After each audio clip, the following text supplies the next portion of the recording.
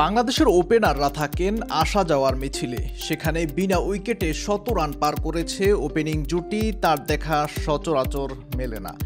জিম্বাবুয়ের বিপক্ষে চট্টগ্রাম টেস্টে আজ মঙ্গলবার বাংলাদেশের ওপেনাররা সেটি করে দেখিয়েছেন।